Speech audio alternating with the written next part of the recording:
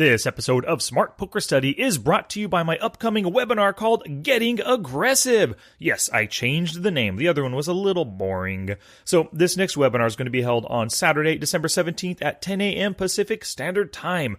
We all know that aggression wins more than its fair share of pots, as well as bigger pots. So it's time for you to up that aggression, baby. In this webinar, I'll show you how to logically and systematically add more aggression in your game and how to target that aggression against susceptible opponents. There's early bird pricing of $35 through Monday the 12th at midnight. After that, it'll go back up to the manufacturer's suggested retail price of 50 bones. Visit www.smartpokerstudy.com/gettingaggressivewebinar for more info and to register now.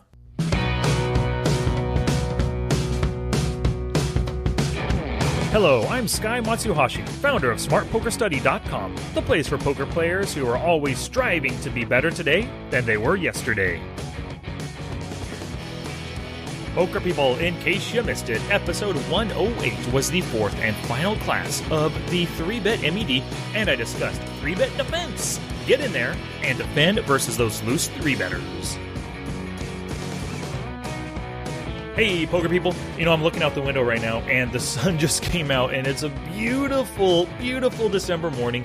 I'm loving December in Fresno, you know. It feels like Christmas already, just getting colder night by night. We got the Christmas lights up. Everybody in the neighborhood has it up. We got a pretty cool, right across the street from us, a Santa Claus lane, where they have these, an entire cul-de-sac, 10 or 12 houses total, are all decked out in lights, and they all work together, and there's Christmas music playing. It's pretty cool. We take the dog there almost every night for a walk, you know, so Christmas time in Fresno is lovely. I hope it's lovely wherever you are. But anyway, on to the pokers. We are starting up a brand new minimum effective dose today with MED number 4 on blind play. So, up to this point, we've discussed the blinds a heck of a lot already. I know that you know that we have.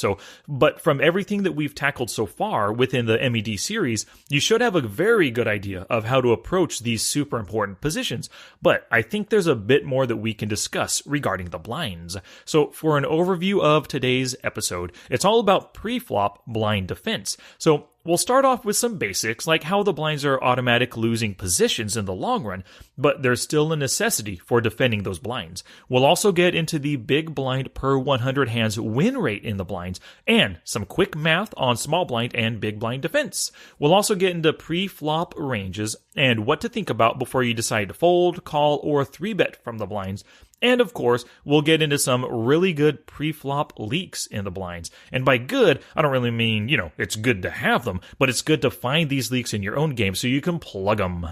And for a quick preview, in class number 2, that's going to be on post-flop blind defense, and then class number 3 is going to be on blind v blind action. I know we are going to have a blast with this MED, so we'll get to it, but first, real quick, visit the show notes page for everything I discussed today, along with screenshots and links, of course, at www.smartpokerstudy.com/pod110, and while you're there, please sign up for that weekly boost. Okay, it's time. Gambate! And now for our feature presentation. So there's a great quote from Alan Lakin. He's an author on personal time management, written a few books and stuff. But he says, planning is bringing the future into the present so that you can do something about it now. And I love that quote. And planning is actually a very big concept within this entire minimum effective dose series of podcasts that I'm doing. You know, we started this series by making a pre-flop plan for your ranges by position. We started here because every single hand you play, it hits the pre-flop stage. So we would be fools to not plan properly for it. And then next, in MED number 2, we talked all about stealing the blinds and defending against the steal. So, of course, we've got to plan for this because at a full ring table, we spend 2 out of every 9 hands, or 22% of the time, in the blinds. We also spend another 22% of our time in the cutoff and the button, which are the steal positions. So, all in all, at a full ring table, we spend 44% of our time in one of the positions just relating to the steals. You know, the cutoff, the button, the small blind, and the big blind. So, once again, we would be fools to not plan for this. And don't even get me started on 6-max tables, you know. Actually, I'm already started, so let's just go there. At a 6-max table, we spend 34% of our time in the blinds. and 67% of our time in one of the steal-related positions. So as you can see, we've got to plan for stealing and steal defense. And then in MED number 3, we discussed the ever-popular 3-bet, bluffing and for value. And you know that in every single session you play, you will 3-bet yourself quite a bit, or you'll face a 3-bet, probably dozens of times in any given session. So once again, it's definitely a topic that needs to be planned for. And planning for what you'll do in the most common situations, that's really what studying poker should be just 100% about. Study for those most common spots. Too many people, they take the time to study things that don't often really happen, Why would you take a lot of time studying 5-bet pre-flop re-steals, or even like those gigantic 40 big blind open jams, or anything that's just very uncommon? That stuff hardly ever happens. If you want to get the most out of your study time, you should be studying the situations that occur all the time, and you'll be making a plan for how you tackle them. And there's another quote that I really like from Alan Lake, and he says, "Failing to plan is planning to fail." Good one, Alan. So for the rest of this journey through the MEDs, I want you to take away at least one thing that I discuss in every single podcast. I want you to hit the books, study it, and then plan to put it to use in your upcoming sessions. Okay, so it's time to get into some blind basics. These are some key things that you need to know when you're playing in the blinds. So first off, in the long run, you'll be negative in profitability from the blinds. And this is because you're forced to put in money, forced to put it into the pot with a random hand. And of course, you can't win them all, and you can't even play them all. And lots of players ask, if the blinds, no matter what, is a losing proposition, what kind of win rate should I really shoot for? Well, if you fold every big blind, your win rate is negative 100 big blinds per 100 hands played. And if you folded every small blind, your win rate would be negative 50 big blinds. If you threw away every single big blind and every small blind, your total win rate in the blinds would be negative 75 big blinds per 100 hands. And this is like saying that you're paying 100% of your blinds, and it's going to the other players at the tables, or it's going to the rake every single time you're in the blinds, A good rate to target would be negative 30 big blinds per 100 in the blinds combined. And this is a 45 big blind per 100 hand savings. So you could think of it as not paying your blinds 60% of the time. And that's a pretty sweet deal if you can save that kind of money. And looking at just dollars, if you're playing at a 100 NL table, 50 cent $1 table, this would equate to a $45 savings in blind loss every 100 hands in the blinds. And you can't shake a stick at that. And if you're an MTT player, what I would like you to target is hopefully like negative 35 big blinds per 100 hands. And of course, lower is good. And the reason why the target is just a little bit higher is because when the antes kick in, you're putting in an extra 0.1 big blinds for every hand you play. So it just gets a little bit more costly as you're folding those blinds right there. Oh, and of course, because of those antes being in play, it's just way more important to fight for those antes and the blinds when you're in the blinds right there. So just take that into consideration. In just about every pot you play in a full ring game, there's almost one extra big blind in because of the antes. And so that makes it so much more important to fight for.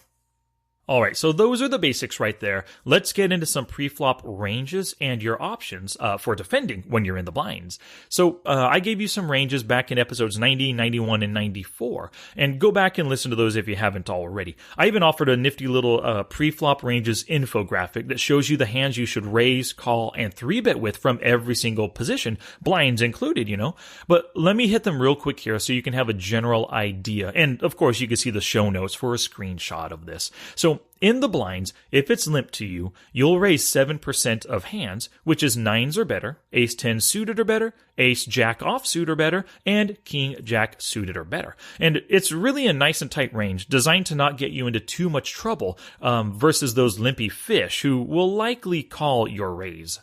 And if you're facing a 2-bet, then you can 3-bet with a 2.3% range versus a nitty opener, and that's queens or better, ace-king suited, and a couple of semi-bluffs, ace-4 and ace-5 suited.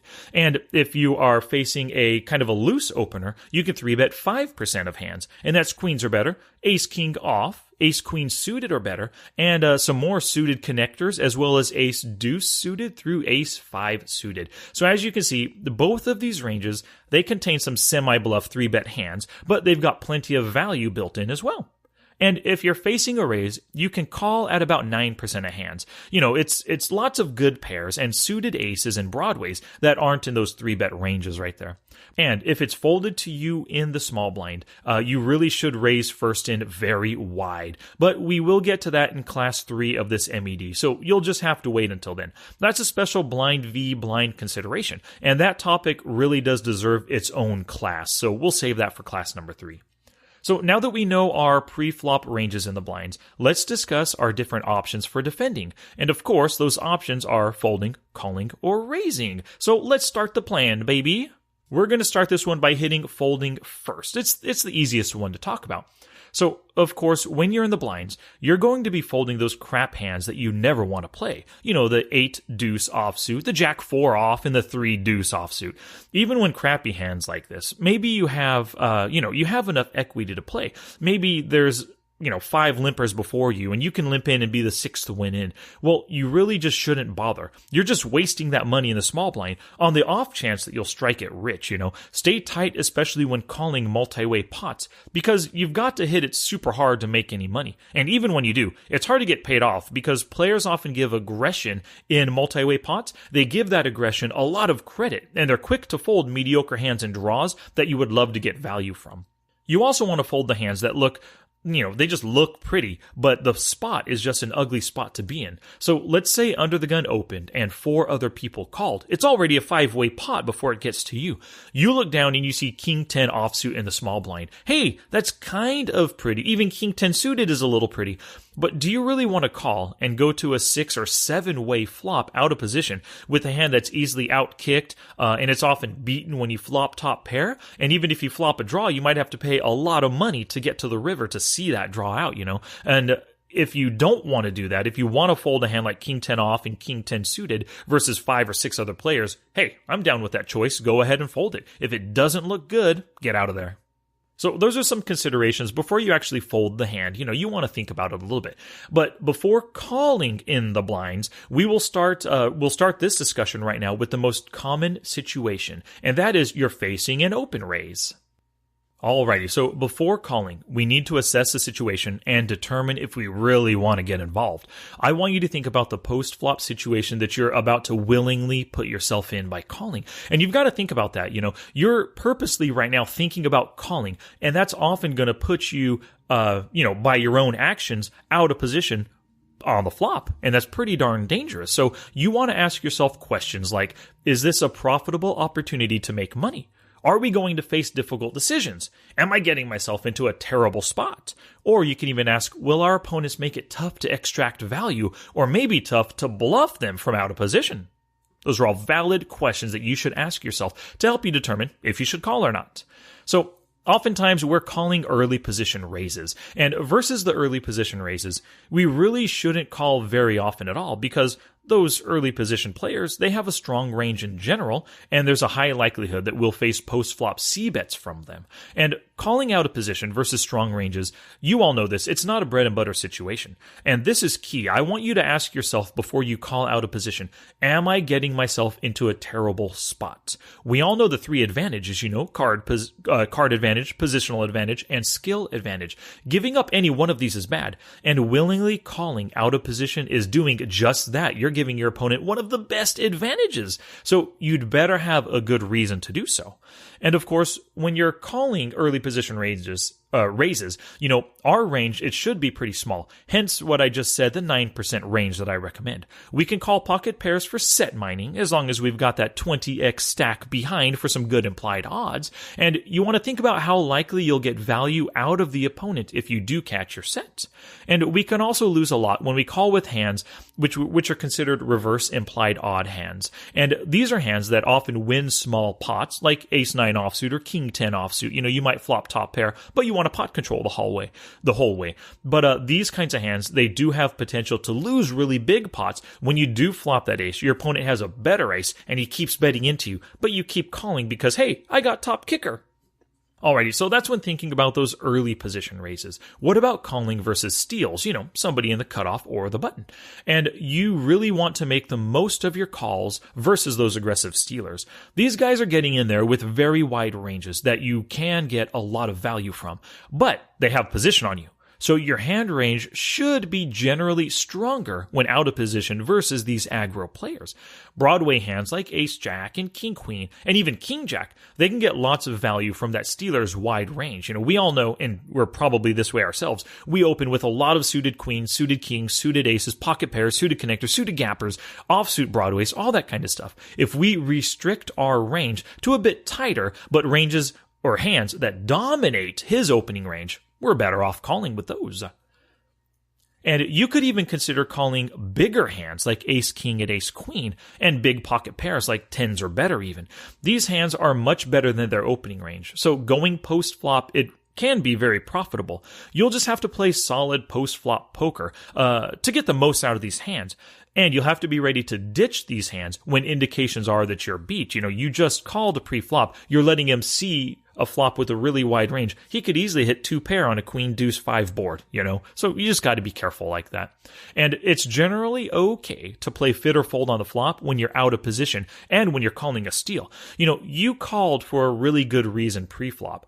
But maybe that flop just didn't help you out, and you don't have many post-flop options to take advantage of his play. And so I don't want you to throw good money at bad, It's possible to check call versus a one-and-done player, but check folding to the c-bet is just fine if there's no good way to make money on a whiffed board.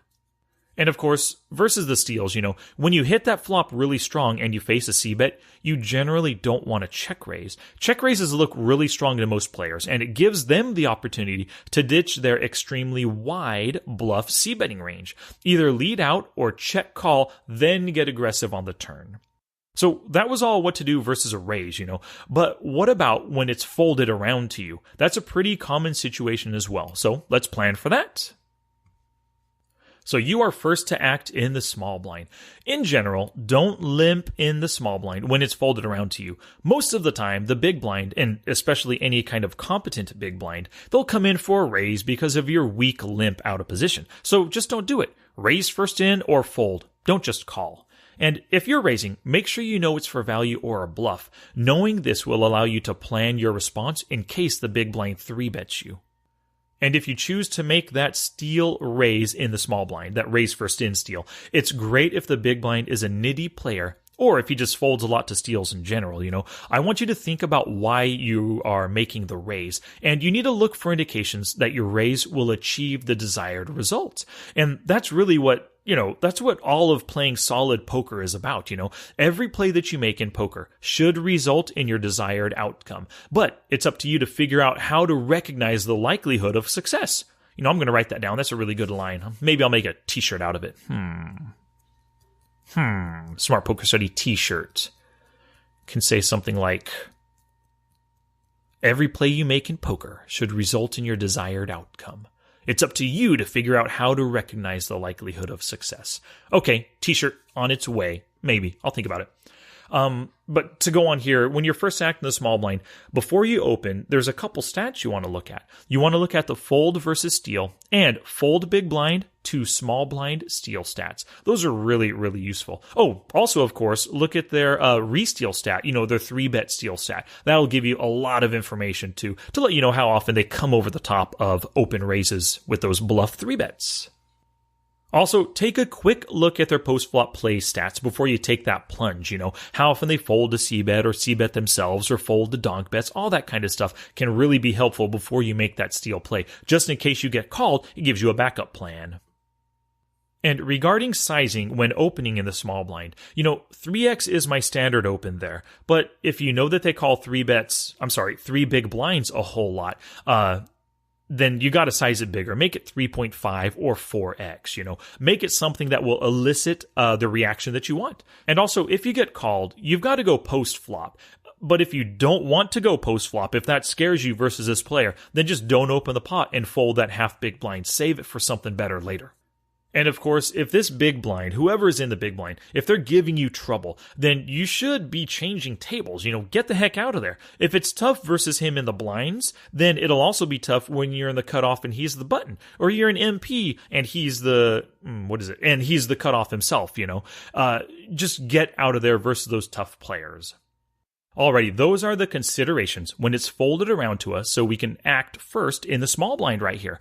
But there's another situation that occurs quite frequently. It's limped to us in the blinds by multiple players. So when that happens, what do? Well, the more people that are in the pot, the more careful you need to be. You should be tighter with the more players that are already in.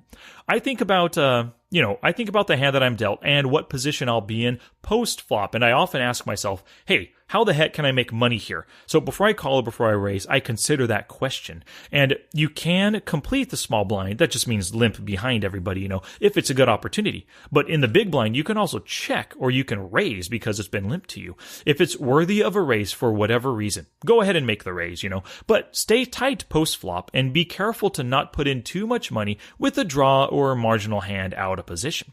And when it comes to raising, I like to use that 7% range that I mentioned earlier in the small blind or the big blind when I'm raising over limpers. But I really do use this judiciously, kind of based on the number and the types of players who limped in. I do want to stay out of trouble, so I'm looking to build the pot with stronger hands versus players that I'm comfortable playing out of position with. Every raise that I make, it should have a purpose. So you need to think about what your purpose is for raising here in the small blind. Answer this question every time you're in the small blind. Why am I raising? And if you do that, it'll lead to much better, more reasoned small blind play. And one thing about the number of limpers in ahead of you, you can raise a little more frequently versus one limper over many of them. I just kind of consider this an isolation raise, and I'm willing to take it post-flop versus this one limper. Totally fine with that, especially if they've got some good post-flop weaknesses. And sometimes your small blind raises, it gets called by the big blind, or it's even 3-bet by them, You need to plan for both of these before you make your raise pre-flop. If you're surprised at their play, whether it's calling or 3-betting, and maybe you don't know how to react to that opponent's 3-bet, then you didn't give your raise enough thought in the first place. But whatever it is, whether you called or you raise in the small blind or the big blind versus a lot of players, if you hit that flop hard, I want you to bet it strong to limit the players that see the turn and to charge those draws. Once somebody calls you, and if you're betting strong, 3/4 pot, even up to full pot right there, these guys limped in the first place. They showed a lot of passivity. They're probably a calling station. If you have a value hand, go for max value and charge the heck out of them. So I have a new webinar coming up, poker people. It's called Getting Aggressive, and it's going to be held on Saturday, December 17th at 10 a.m. Pacific Standard Time. We all know that aggression wins more than its fair share of pots, as well as bigger pots. So it's time for you to step up that aggression, baby. In this webinar, I'll show you how to systematically and logically add more aggression in your game. So there is early bird pricing through Monday the 12th at midnight. And after that, it'll go back up to the manufacturer's suggested retail price of 50 bones. Please visit www.smartpokerstudy.com/gettingaggressivewebinar for more info and to register now. And I want to thank everybody who came out to watch Dennis Peterson's Twitch stream last week, or earlier this week, actually. It was on Monday. We did a study session all about blind play, so it's really applicable and relevant to this episode right here. Go to twitch.tv/profishpoker, that's PRO, fish poker, to check out his channel and to watch that study session if you haven't already. It was pretty good stuff, and we discussed a lot of different leaks and how to look at hands and everything. And it was MTT hands for this blind discussion that we had, or blind study session that we had. But it was great stuff. I really enjoyed it, and we got a lot of good comments, a lot of good questions within the chat as we were doing the stream as well. And speaking of his stream, this coming Sunday, he's going to be streaming probably all day. He's got a really big session planned, and actually he sold me a little bit of action to it, so it's pretty cool. But he's playing a lot of big tournaments on Sunday. If everything goes well, the guy's going to be streaming for like 12, 13 hours, and I hope he does, because I want some good payment on my investment, or some good return on my investment, I should say. So check Dennis out over there, twitch.tv/profishpoker. Alrighty, back to class, poker people. So we just got done talking about calling with a little bit of raising when you're first to act in the small blind. So let's get to some more raising talk, specifically 3-betting for value or as a steal. So let's start off with value 3-bets. When we are value 3-betting, we really have to be reasonably sure that they're going to continue with worse hands by either calling or 4-betting, My standard 3-bet sizing from the blinds, whether it's a value or a bluff, my standard sizing is about 3x or so, most of the time a little bit over. So I'll often be making it 10 or 11 big blinds when I 3-bet. You can adjust your sizing to try and gain some light 4-betting from your opponents. If they're like a laggy player and they're capable of re-stealing a lot, then you might want to size it a little bit smaller to try to induce them to 4-bet. They will often see a smaller 3-bet as a sign of weakness, like you're trying to rebluff really cheap. And they could come over the top with like ace-jack or some kind of blocking hand, or even pocket 10s or jacks or something. They can come over the top with a nice 4-bet, and then bam, you 5-bet the heck out of them. Or pocket aces or kings, you could just call them and make them think you've got the jacks or 10s, those hands that you're a little hesitant to 5-bet. But sometimes when you have a hand like pocket jacks or ace king, you're not sure if it is a value hand against certain opponents, When that's the case, you can just flat call instead of 3-betting, and you can play post flop with a great hand. But just be sensible and capable of ditching the hand if necessary. And of course, before you make any 3-bet, you should be doing so for value or as a bluff, and you should know exactly what you'll do versus a 4-bet. If you 3-bet and you find yourself confused as to the best play, oh my god, I didn't expect a 3-bet, what do I do? Do I fold? Do I call? Do I 5-bet? I don't know! Then you really screwed up and you didn't give your 3-bet enough thought before you made it. And just to let you know, often players will always 3-bet or 4-bet or 5-bet with pocket kings and pocket aces, especially when you think the opponent will continue with worse. But there are those opponents that'll fold all worse hands. They'll ditch queens or not queens or better, but queens and jacks and 10s to the 3-bet. If you're up against those guys, you probably want to just consider calling with those nut hands because you want to keep them in the pot.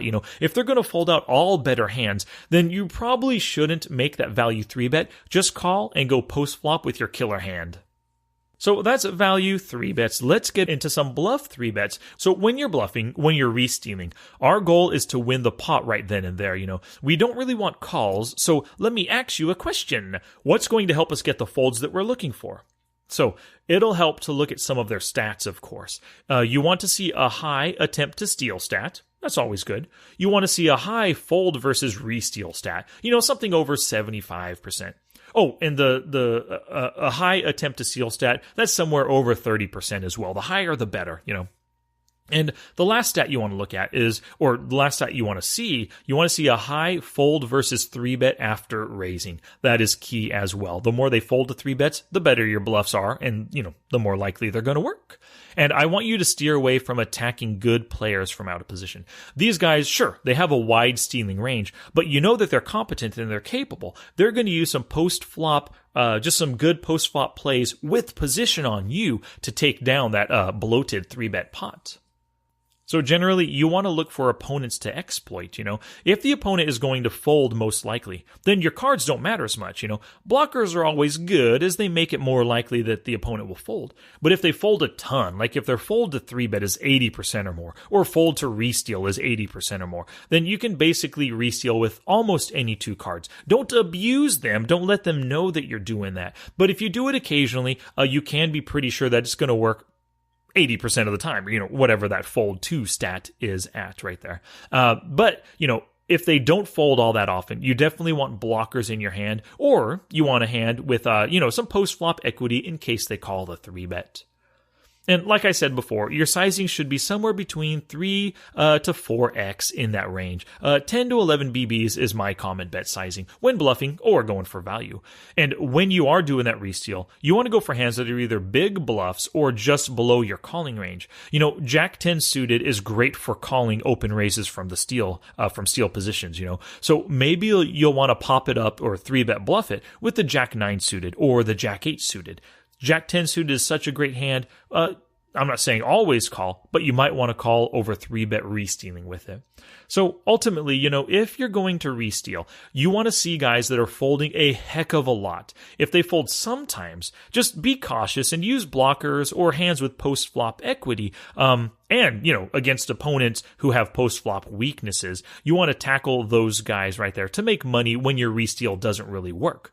And if you're likely going post-flop, you should have more card strength or implied odds hands. A lot of different pocket pairs are good, and suited connectors and suited aces and suited kings are really good for that stuff. And if they never fold, don't bluff. This is something that a lot of players just don't get in their heads. I want to bluff right here. I have an ace blocker. I have king 10 suited, whatever the case is. I think it's a really good hand to 3-bet bluff. Well, let me tell you, if they never fold, if their fold to resteal is 10%, if their fold to 3-bet is 20%, just don't do it. Save the chips. If it's possibly worth calling, make the call, but don't bluff these guys because they ain't folding and they have position on you post-flop. Holy Stromboli, look at the time. We've been talking a heck of a lot, and we haven't even gotten to pre-flop leaks in the blinds yet. Oh man, this is a long episode, but we're going to persevere and push on. So let's get to some blind leaks, and we'll start fixing them. The leaks that I am about to discuss, they can be found through some really good filtering in Poker Tracker 4. And I've got screenshots of each of these in the show notes to help you out, so please visit the show notes. I'll run through them each pretty quickly right here, but if you're not too familiar with filtering through a Poker Tracker 4 database, those show notes are really going to help. So leak number 1 is small blind open limping way too often. Earlier, I said don't open limp in the small blind, but some people just do it and they love doing it and they keep doing it. Well, if you filter for this, under actions and opportunities pre-flop, you want to filter for post to the small blind and filter for limped first in. So after this filter, if your big blind per 100 win rate, if it's an ugly negative number, negative 50, negative 100, negative 200, whatever it is, you have a super big problem. Go through the hands and look at the various strengths of the hands that you're limping in with. Sort them by amount won or lost as well, Review the hands that stick out to you and figure out what you're doing wrong. And I guarantee if you're limping in and you have a super big negative big blind per 100 win rate, you are doing something wrong. And like I just said, remember, you should be raising instead of open limping in the small blind. Now what I want you to do is kind of switch up this filter for post to the small blind and now raised first in instead of limping. So for me, under that first filter of limping first in, my win rate was 9 big blinds per 100 hands. So it was positive, and that means I'm probably making some pretty good decisions when I'm limping right there. But my win rate when raising first in the small blind, it's a whopping 119 big blinds per 100 hands. I am killing it when I'm raising first in, either as steals or for value. I'm doing a much better job right there. So if I ever have, if you give me a choice, hey, Sky, do you want to raise or limp in this small blind? I'm going to raise because I make better choices when I'm raising right there and making more money, of course. So I want you to check out your own results, and you should be a winning player when raising first in because hopefully you're making good choices and you're going for value or making very good bluffs when you know that big blind is going to fold. So leak number 2 is set mining far too often. So under actions and opportunities preflop, filter for posted small blind and big blind, as well as any call. And under hand values, select all pocket pairs right here. And this will tell you how you do when you're calling preflop in the blinds with any pocket pair. If it's a negative number, you're probably calling in bad spots while you're trying to set mine. Or maybe you don't give up post-flop with your pair because you're maybe you're an unbelieving calling station, Maybe you're the kind of guy that you want to target for value bets, but you're susceptible to it, Go through your biggest losing hands and figure out what's up here. Remember the 20x rule for set mining. There should be 20 times the bet size that you're calling within the stacks behind. So leak number 3 is poor 2-betting. And under actions and opportunities preflop, you want to filter for posted small blind and big blind, but also filter for any preflop 2-bet. So this will tell you how you do when you're making a 2-bet raise from the blinds. If it's a negative number over a decent sample, you are definitely doing something wrong. Look at the hand strengths that you're choosing to 2-bet with. Also, review your biggest losing pots as well. Try to figure out the hands and the spots that you're 2-betting that you just shouldn't be. They should be blatantly obvious. When you see yourself 2-betting the Jack 8 suited and the Queen 5 suited, that kind of stuff, Just get rid of those hands, find your mistakes, and then resolve to not repeat those mistakes. Okay, so leak number 4 is poor 3-betting. Leak 3 was poor 2-betting. Leak 4, poor 3-betting. So under actions and opportunities preflop, filter for posted small blind and big blind again. But now, add that filter for any 3-bet made. This will tell you how you do when you're making a 3-bet raise from the blinds. Nice and simple. If it's negative, you've got to figure this out. This is a super big leak. If you have a negative win rate when you're 3-betting, you're screwing up royally. You're building the pot and losing, too many. You're just losing too many if your win rate's negative. You need to figure out why you are losing when 3-betting in the blinds. Most of your blind 3-bets should be for value. Occasionally, you should be doing some bluffs or some semi-bluffs in there. Maybe you're choosing bad value hands. Maybe you're 3-betting then folding to 5 bets. Or maybe you're just 3-betting getting called too often because you're picking, bad players to 3-bet rebluff, and then you're losing the pot post flop. You need to figure this out before you continue to lose these important pots that you are the one building. You're the one purposely bloating these pots. If you're losing them too much, damn, Gina, that's something you got to fix. Okay, so now switch this up and choose 100% of hands in the hand values area, but then remove all pocket queens, kings, and aces. So the total filter now is posted the small blind and big blind. You made a 3-bet, but it's all hands minus those value hands of queens, kings, and aces. So what's your profitability now? You might have even gone from a positive win rate to a negative one now. Eek, that's terrible. You've taken out all the for sure value hands, queens, kings, and aces, which leaves you with all your bluffs, your semi-bluffs, and your iffy value hands like pocket tens, pocket jacks, and ace king when you run this filter. If your win rate is now negative, then you're choosing terrible re-steal bluff spots and terrible kind of value spots, hands that you're not sure are values like the jacks and the tens.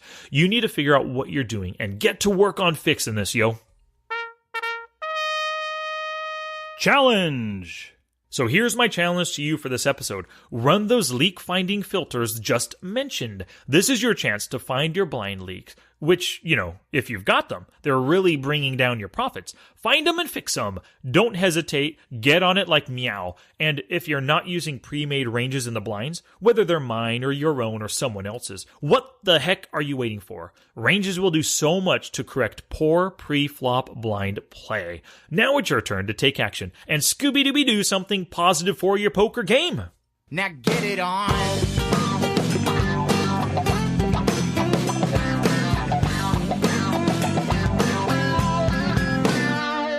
So to recap the episode, I gave you some blind play basics like a win rate to target, basic break-even calling math, and I underscored the importance of planning your play in the blinds.